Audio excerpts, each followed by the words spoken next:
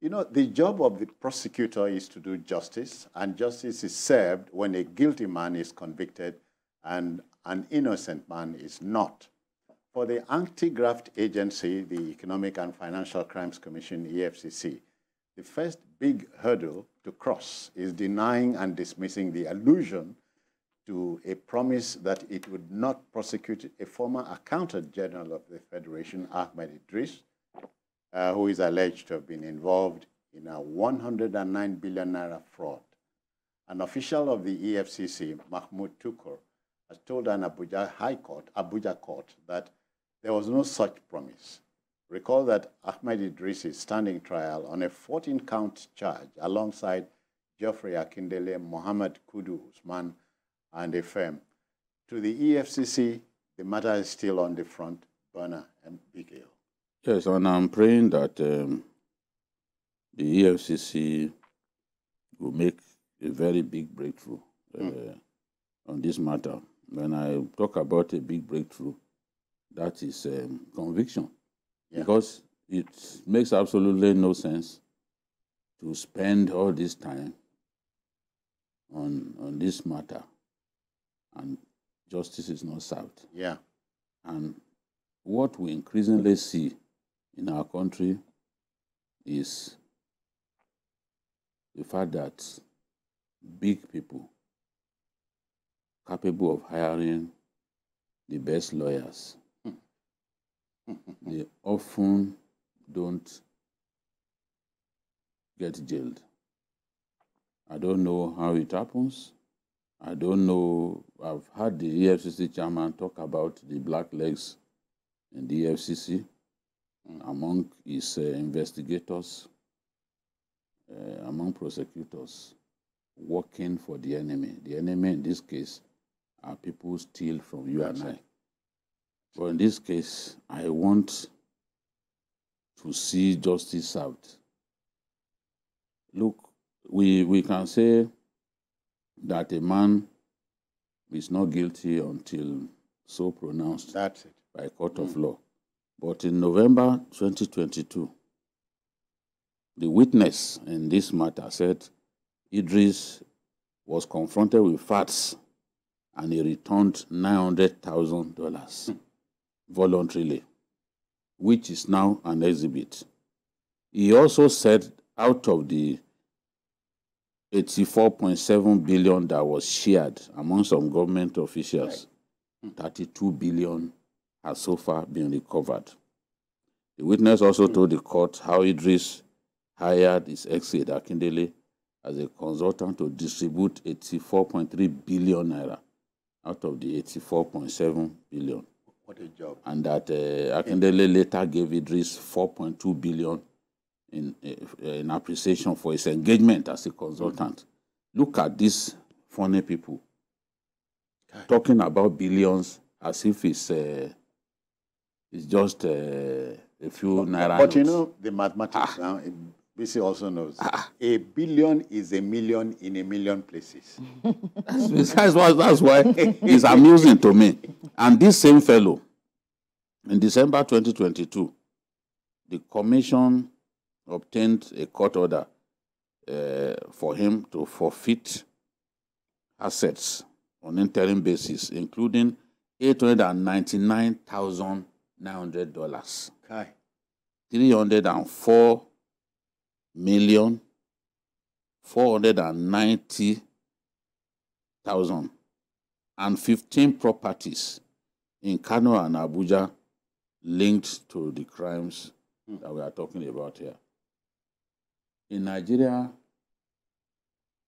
big people steal money as if they have a life in reserve.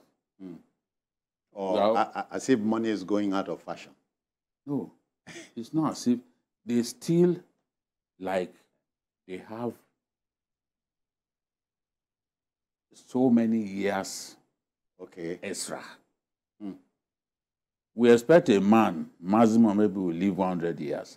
These ones still like they are going to be able to live for 200 years. Yes. Because look at the kind of money that we are talking about here. 109. One person, $899,000.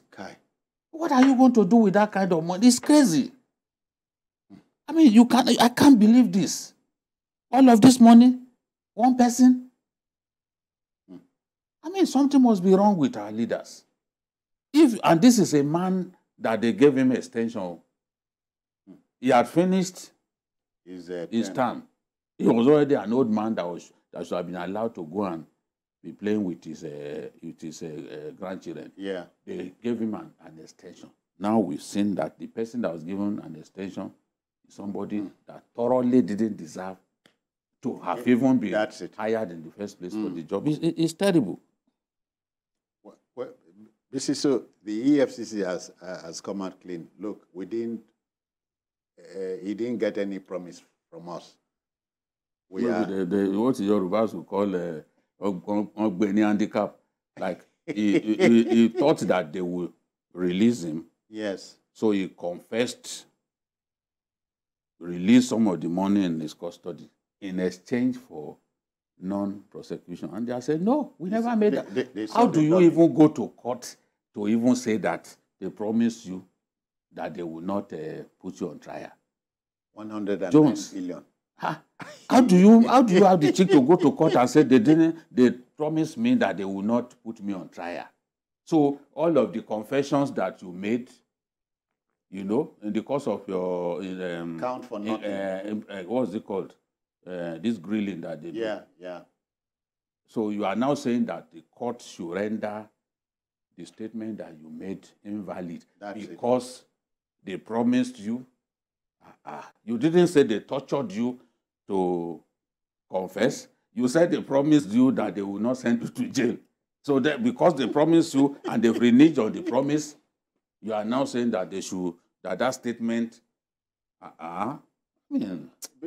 Well, as BKO said, I want to see the anti-graft agency go the whole hog. No, I even think this trial is really is so unfortunate, and as a Nigerian, it gives you just have a bad impression of our justice system. Okay. Yeah, because I don't even know why this should be the issue that the court should be talking about now. Mind you, this is not just coming up today. This has been known since 2023. Yeah. This issue of whether he confessed in exchange for a favorable settlement and the rest. Why should that even be part of what we should still be discussing now?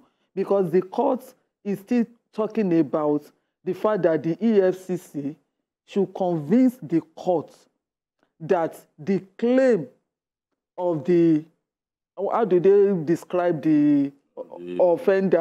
How is it the defendant? The defendant is not true. So that is what EFCC has been proving all this while. So, and the Yorubas will say, if it takes 30 years for somebody to prepare madness, for how long? To practice madness. For how long will he now enter madness? Because the markets are really displayed that. Because this one you are still talking about. If you practice for 30 years, so how many years? They are still talking about if it is appropriate for EFCC to continue to try this man based on the fact that he said that he gave some confessions based on the understanding that there will be a plea bargain, there will not be a trial. So it tells you that, you are talking about rich people not being punished. That is my focus in my PhD thesis.